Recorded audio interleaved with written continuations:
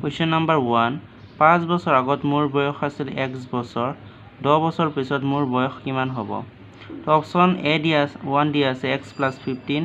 2 দিয়া আছে x + 10 3 x - 15 4 আছে x - 10 তো কোনটো শুদ্ধ আনসাৰ হ'ব ইয়াৰ কাৰণে আমি চাও আজিৰ পৰা 5 বছৰ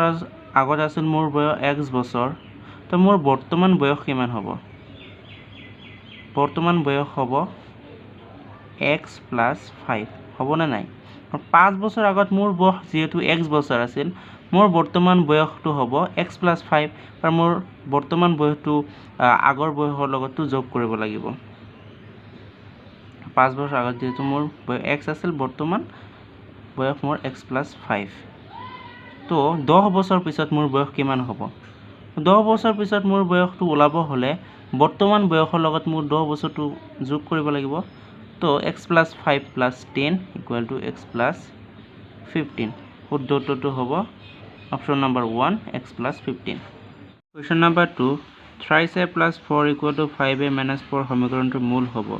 সমীকৰণটোৰ মূল ওলাব হলে আমি এৰ মানটো ওলাব লাগিব তো সমীকৰণটো দিয়া আছে 3a +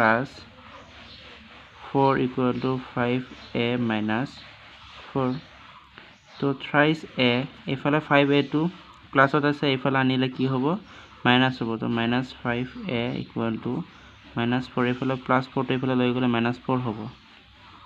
তো 3a এর পৰা 5a মাইনাস কৰিলে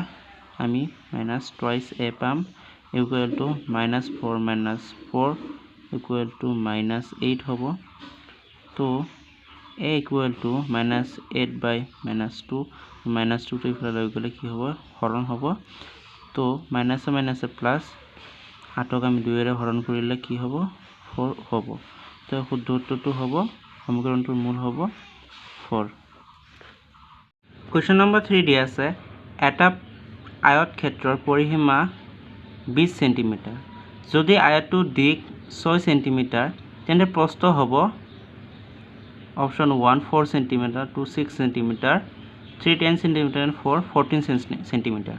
তো ইয়াৰ কাৰণে জানিব লাগিব আমি আয়তৰ পৰিসীমা সূত্ৰটো আয়তৰ পৰিসীমা সূত্ৰটো হৈছে 2 * দিক যোগ প্ৰস্থ এটো আয়তৰ পৰিসীমাৰ সূত্ৰ তো ইয়াত যেহেতুকে দিক দিয়া আছে আমাৰ প্ৰস্থটো জানিব লাগিব ধৰি ললো প্ৰস্থ = x তো আমি আয়তৰ পৰিসীমাৰ পৰা আমি x টো ওলাব পাৰিম অৰ্থাৎ প্ৰস্থটো ওলাব পাৰিম 2 দিক প্লাস প্ৰস্থ = 20 কাৰণ আমি আয়তক্ষেত্ৰৰ পৰিসীমাটো আমাক দিয়া আছে 20 cm তো ইয়াৰ পৰা 2 দিক আমাক কিমান দিয়া আছে 6 cm প্লাস x = 20 তো আমি ইয়াৰ পৰা কি 2 টো এফালৰ পৰা হেফালে লৈ গলে ডিভাইড হ'ব অৰ্থাৎ 6 plus x = 20/2 হ'ব তো 6 plus x = 10 x = 10 - 6 তো 4 এনসারটো হ'ব 4 cm নেক্সট প্ৰশ্ন উত্তৰবোৰ পাবলৈ চেনেলটো সাবস্ক্ৰাইব কৰিব কাৰণ ভিডিওটো বেছি দীঘল কৰিব নোৱাৰি আৰু পিছৰ প্ৰশ্ন উত্তৰবোৰ চাবলৈ চেনেলটো সাবস্ক্ৰাইব কৰি বেল আইকনটো টিপি দিব Thank you so much.